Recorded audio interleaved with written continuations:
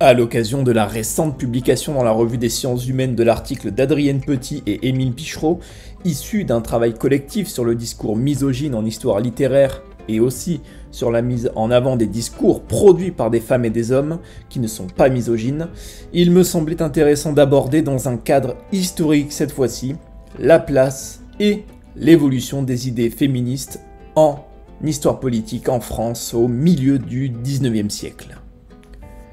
Car si de nos jours, au XXIe, on considère à juste titre la présence des idées féministes et des femmes en politique comme naturelle, en ce qui concerne le milieu du XIXe siècle, la réalité est tout autre.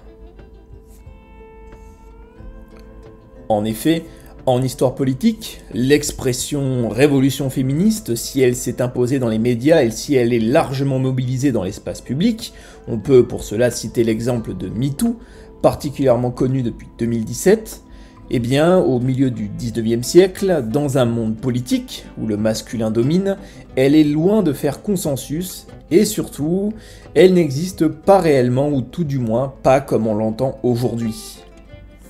Dans cet épisode, nous essaierons de comprendre à travers une approche historique et tout en reprenant l'idée développée par Alban Jacquemart et Viviane Albenga, comment en France, au milieu du 19e siècle, les individus en politique se saisissent d'idées nouvelles portées par un mouvement social et surtout comment, dans un monde politique dominé par les hommes, parviennent-elles à se faire petit à petit une place. Mes chers amis, bien le bonjour et bienvenue pour votre leçon d'histoire hebdomadaire. Aujourd'hui, dans ce 20e épisode, on se retrouve pour parler de la place et de l'évolution des idées féministes et des femmes en politique au milieu du 19e siècle. Ensemble, voyons comment, à la suite de la Révolution de février et de l'avènement de la Deuxième République, comment ces femmes qui jusqu'à présent étaient mises de côté, comment vont-elles chercher à faire entendre leur voix, à faire valoir leurs droits. Voyons ensemble comment tout ce processus s'est mis en place. Donc installez-vous confortablement, prenez votre boisson chaude et sans plus tarder, c'est parti pour ce nouvel épisode.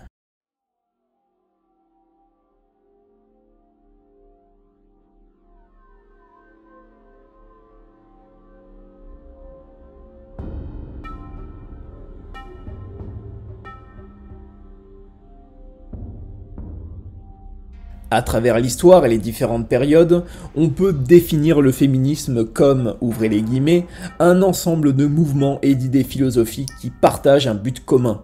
Définir, promouvoir et atteindre l'égalité politique, économique, culturelle, sociale et juridique entre les hommes et les femmes. Mais d'un point de vue historique, on ne peut se limiter à cette simple définition. En effet, dans l'histoire, ce n'est pas un mais des féminismes que l'on retient tant le mouvement est pluriel et en constante évolution. Au XIXe siècle, avec le colonialisme et l'impérialisme, le marché devient mondial. À cette époque, les femmes, comme l'a relevé André Michel, constituent une force de travail non payée. Ne bénéficiant pas de lois sociales protectrices suffisantes, elles sont de fait ramenées à une conception très ancienne, religieuse, c'est-à-dire la femme possède une dimension maternelle, nourricière et, envers ses enfants, protectrice. Mais en France, en 1848, la Deuxième République balaye une monarchie de Juillet jugée trop conservatrice et trop éloignée des besoins du peuple. En seulement 3 jours, du 22 au 25 février, Louis-Philippe Ier abdique et, sur la place de l'Hôtel de Ville à Paris, la Deuxième République est proclamée.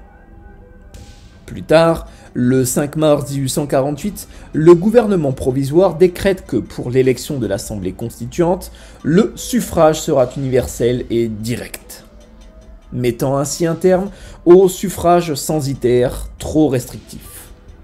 Désormais, tous les hommes âgés de 21 ans peuvent voter, mais cette évolution majeure dans l'histoire politique française ne concerne d'abord pas les femmes. Ce moment majeur a caractérisé pour Bibia Pavard, ouvrez les guillemets, la métaphore marine s'est désormais imposée pour distinguer une première vague féministe se déployant du 19e siècle aux années 1930 autour de la question des droits civils et civiques.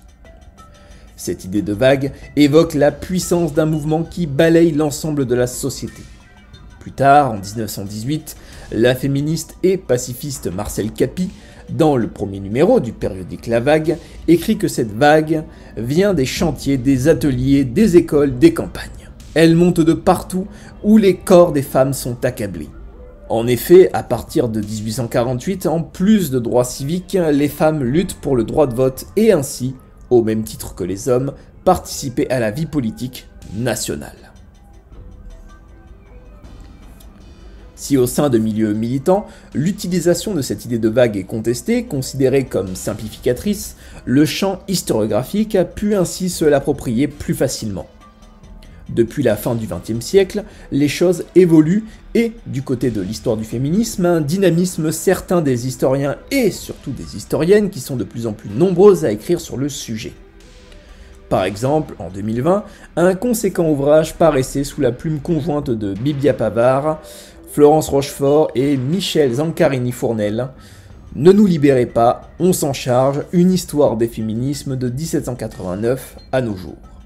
De son côté, en 2010, aux éditions Armand Collin, Yannick Ripa, professeur à l'université de Paris 8 et spécialiste en histoire des femmes et du genre, a publié un manuel sur les femmes actrices de l'histoire.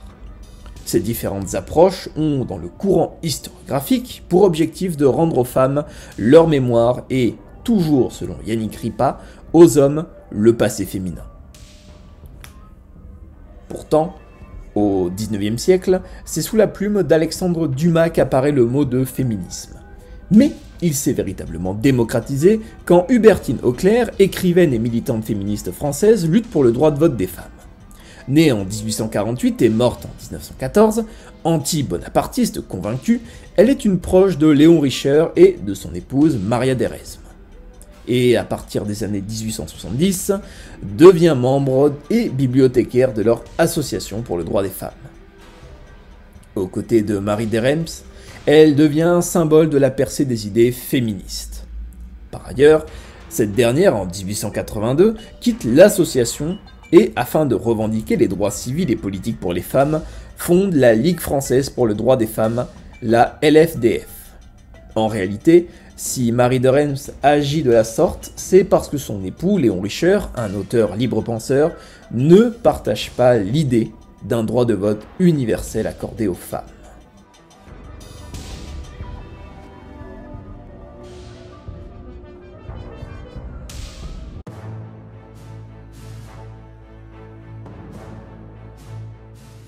Au milieu du XIXe siècle, les hommes sont en politique omniprésents.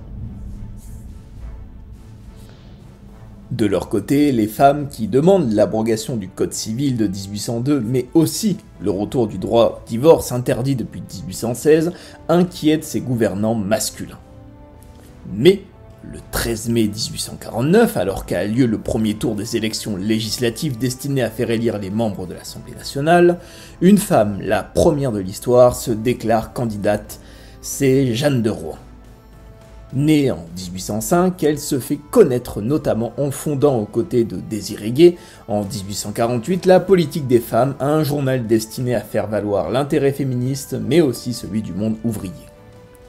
Car Jeanne de Rouen, si elle devient la porte-parole de la revendication féministe au milieu du XIXe siècle, adhère au socialisme utopique et, en 1832, épouse Antoine Ulysse Desroches, un Saint-Simonien. Elle défend donc l'intérêt des femmes et celui du monde ouvrier. Elle a même déclaré en 1849, au moment de cette candidature, que la cause du peuple et la cause des femmes sont intimement liées. Jeanne de Rouen est la première à accoler au terme de suffrage universel le mot masculin, insistant sur le fait qu'il n'y a aucune égalité des sexes dans ce mode de scrutin.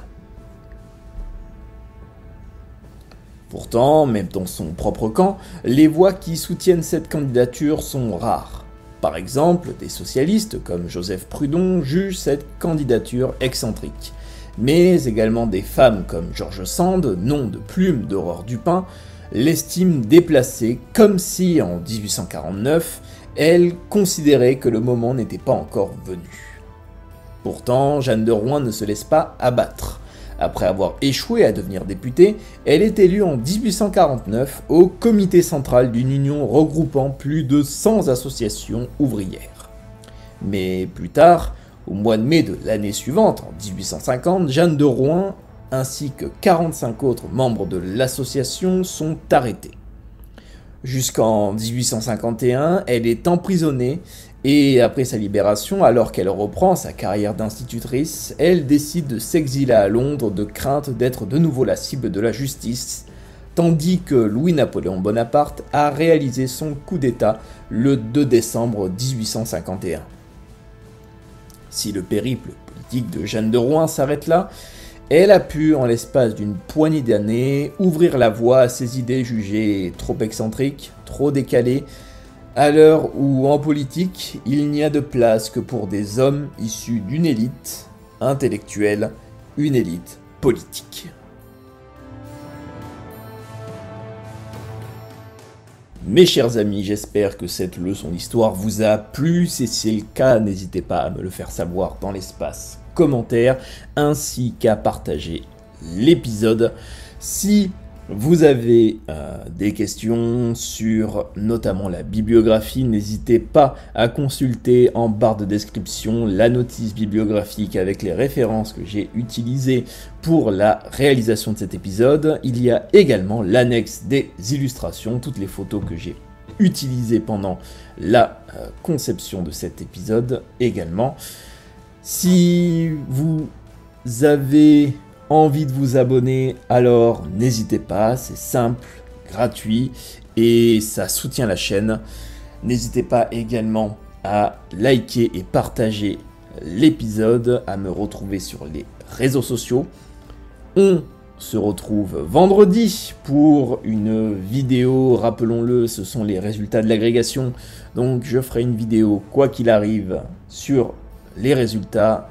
Est-ce que je serai admissible ou est-ce que je ne serai pas admissible? Dans tous les cas, je vous avertirai, j'en ferai une vidéo. On se retrouve lundi prochain, 18 h, pour une vidéo face cam où on parlera des nouvelles questions d'histoire ancienne et médiévale à l'agrégation d'histoire externe 2026. Les programmes sont tombés. Et la semaine prochaine également, le mercredi, comme d'habitude, votre leçon d'histoire hebdomadaire. Prenez soin de vous, c'était Bazar Historique. À la prochaine, ciao.